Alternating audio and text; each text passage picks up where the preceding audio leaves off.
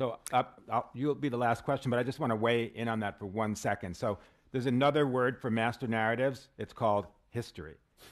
Basically, every country creates their own narrative story. And you know, my old job at the State Department was what people used to joke as the chief propagandist job. We haven't talked about propaganda.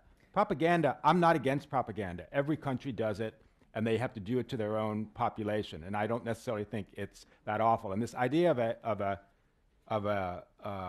news cartel, I mean, I was editor of Time in 2012 during that election, and I remember, you know, you're competing against cartels and everybody. I remember being on a panel with the then editor of the New York Times, who said, it's really hard to break through these days.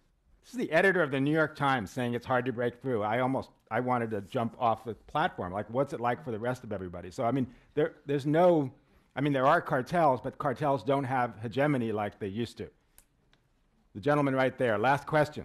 I don't think you all address the issue in terms of understanding what happened in the world.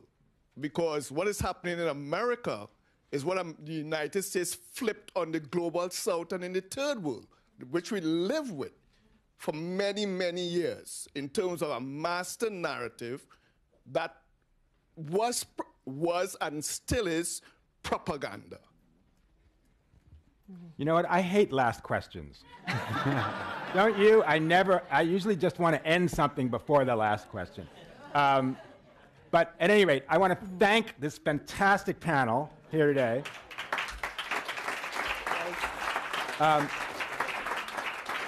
And I do want to say, I actually think, I mean, the talk about optimism, I mean, the optimism is all of you there figuring out how to teach your students about this and using some of the techniques and some of the sources that we've talked about here today. And I hope you're successful. Thank you very much.